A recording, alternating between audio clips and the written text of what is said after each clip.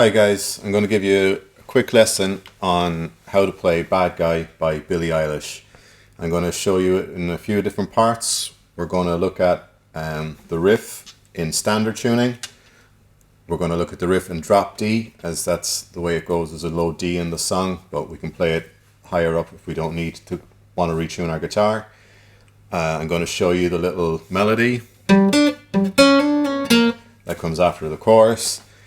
And I'll show you a rhythm guitar part if you wanted to just sing it on your own. I'm also going to show an easy version for beginners. We're going to use a capo on the 3rd fret, and just using chords E minor, A minor and B7, we can play a simple version if you just want to sing along at home. Okay, so let's look at the riff in standard tuning first. It's a G minor pentatonic riff to a C minor and then over a D7 chord at the end. So the first riff goes like this. It goes 1, 2 and 3 and 4 and 1 and 2 and 3 and 4, 1, 2 and 3 and 4 and 1 and 2 and 3 and 4. So there's a bit of syncopation in this. The best way to get syncopation correct is if we think of our beats always down, and anytime we have an off beat or an and, we're going to pick it up. So essentially our right hand is continuously moving down, up, down, up, down, up, down, up. So if you watch my right hand here, it goes like this. It goes 1, 2 and 3 and 4 and 1 and 2 and 3 and 4. Now don't pick like this. Obviously I'm exaggerating for the sense of teaching. So it'll look like this, neater. It goes like this. So 1, 2 and 3 and 4 and 1 and 2 and 3 and 4. 1, 2, 3 and 4 and 1 and 2 and 3 and 4. So that's our first 4 bars. Our next 2 bars are over C minor, so they go up to the C minor riff. So it goes like this. It goes 1, 2 and 3 and 4 and 1 and 2 and 3 and 4. So pretty much the exact same riff except for the last note. The first time it goes down to the flat 7. Here we're going to slide up to the 5th of the chord, so it goes 1, 2 and 3 and 4 and 1 and 2 and 3 and 4. Very simple.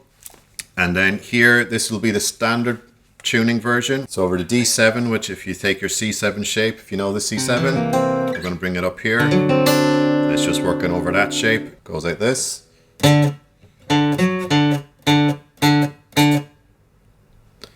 So in the drop D tuning, that D goes down an octave. I'll show you that in a second. So we go again like this. And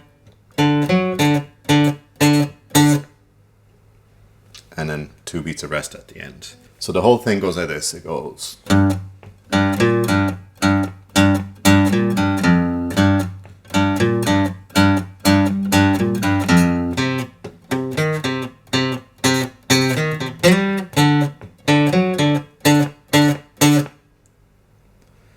Pretty straightforward, and that riff is pretty much the same through the whole song, except for in the chorus where it actually just pauses. So you just take pause as opposed to you just rest for a couple of beats and come back in. And at the end of some of the verses and chorus, it doesn't play all of those notes on the D, but just you'll work it out. Just stop playing essentially. All right, let's look at the drop D version.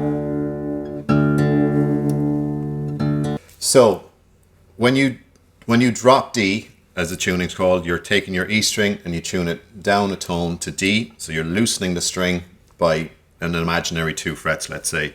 So this note used to be G, but because we've dropped D, we have to bring it up 2 frets, become D, because our string is now tuned to D. So everything's shifted by 2 frets.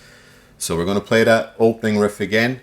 Except I'm going to have to play it up here, and I'm going to have to just slightly change the notes because I can't really get back to this first fret here. So I'm going to take the B flat and put it on the 6th string here. So we're going to go.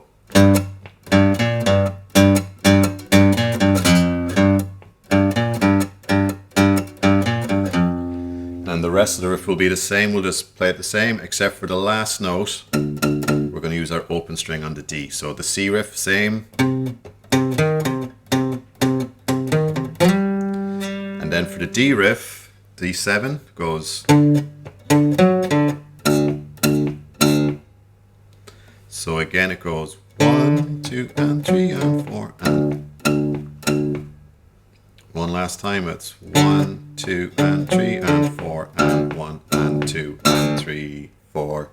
So again, you can see I was picking a lot of those notes up. So it's 1, 2, and 3, and 4, and 1, and 2, and. So all those notes on the and I'm going to pick up. I promise you, if you play it with upstrokes, it keeps your hand moving down, up, so your hand essentially becomes like a metronome, just ticking down, up, down, up, down, up, down, up. So your timing will always be much better if you play it this way. Right, so we're going to look at the little melody now, or riff or hook or whatever you want to call it, that comes after the chorus. It's based around the blues scale. There's a note in there which is flat 5, which is part of the blues scale. So let's just have a quick look at, first of all, our root position blues scale. So in G, so it goes like this.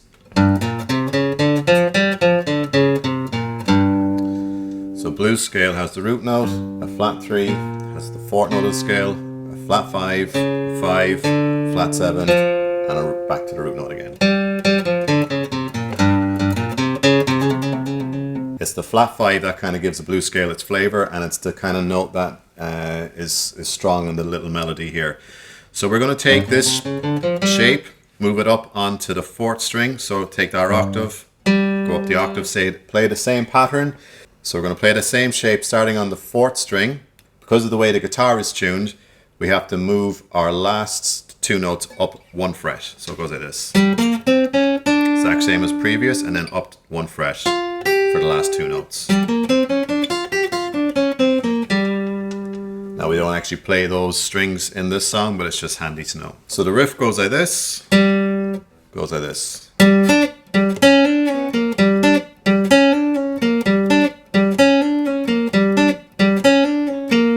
So there's our flat 5. There's our kind of cool little note here.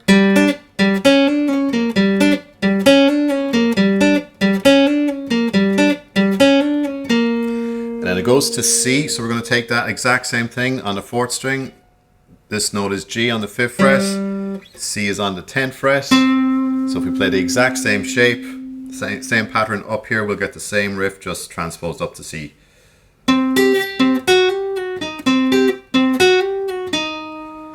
And then D, it's over D7, so it goes like this. So it's based around that D7 arpeggio. So the riff on C to D7 goes like this.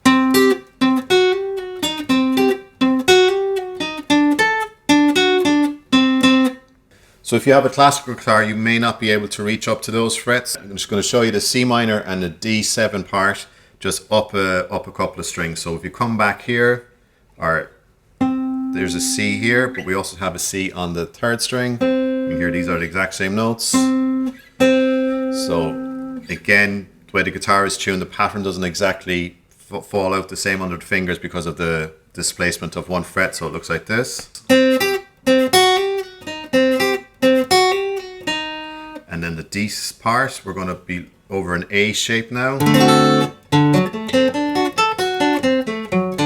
D7 arpeggio, goes like this. So if you know your D, it's kind of going around those shapes.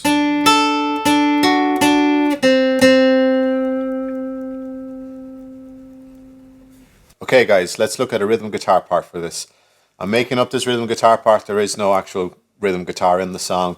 But I think this would be a nice part to play if you just want to sing along and not have to play the riff. Okay, so we're going to stick with that syncopated kind of rhythm that's in the bass line. Not exactly the same rhythm, but close to it. So we're going to go like this. We're going to go a 1, 2, 3, and 4, and 1, and 2, and 3, and 4, and 1, and 2, and 3, and 4, and 1, and 2, and 3, and 4. So it's a 2-bar rhythm. Our chords are G minor as an E shape bar chord, C minor as an A shape bar chord, and then I'm going to play a C shape 7 chord, so like the C7 shape, but up here on the 5th fret, D7. You could also play your A-shaped D7 like that. I prefer this one, I think. So we'll play that rhythm again. So it's a 1, 2, 3, and 4, and 1, and 2, and 3, and 4, and 1, 2, and 3, and 4, and 1, and 2, and 3, and 4, and 1, and 2, and 3, and 4, and 1, and 2, and 3, and 4, 1, and 2, 3, and 4, and 1, and 2, and 3, 4. Okay. If you want to add one level onto that, we're going to put a bit of percussion in between. So you notice I'm playing the chords, but I'm not holding them. So every time I strum a chord, I release the pressure with my left hand on the chord so it shortens the notes. So I'm literally just taking the pressure off. Really easy to do with bar chords. So for the percussive rhythm, what you're going to do is when the chords release, you're going to still strum. So every movement in the right hand, whether you're playing or not, you're still going to hit the strings. So you'll get the percussive. So it'll sound like this. So.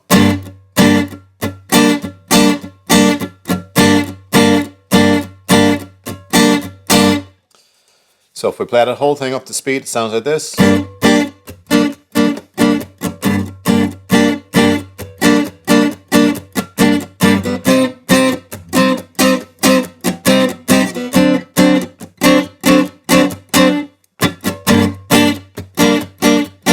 And so on. Okay.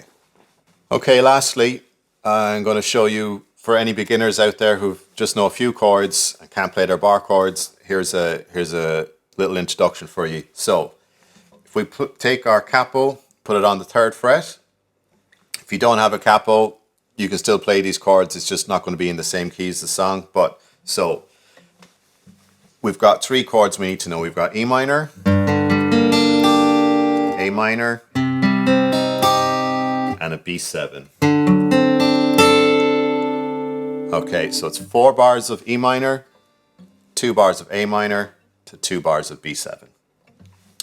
I'm going to use, if you watch the last part, I'm going to use the same rhythm as we did last time, except this time I'm just going to let the notes ring out, so we don't have to worry about trying to stop them.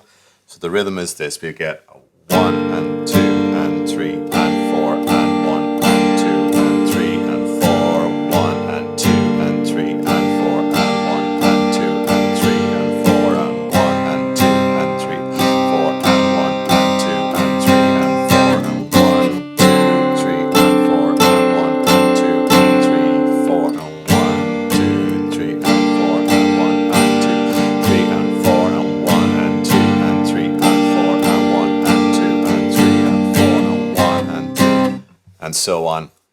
So up to speed or close to it, it sounds like this. 2, 3, 4.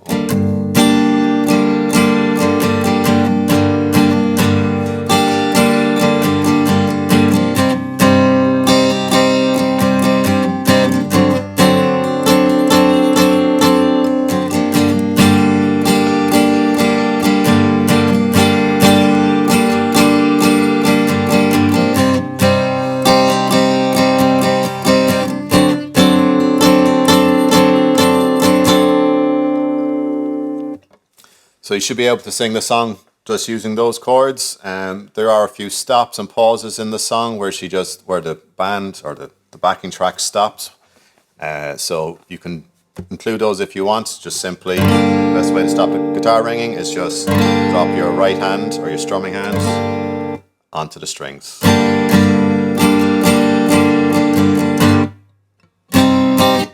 And so on. Thanks guys, I really hope you enjoyed this video. I'm in the process of writing a book and recording lots of videos for total beginners. So it's going to be from someone who's never played a guitar up to these techniques. A lot of the stuff, if you didn't understand it, I'll be going through it in the book. So if you please subscribe and like this video and hit the bell and all that kind of stuff, you'll find out when the book is released, and I'll hopefully be throwing up some more little videos in the meantime before the book gets released. I'm hoping to have it out in the next couple of months. Thanks so much, and I hope to see you again soon. Thank you.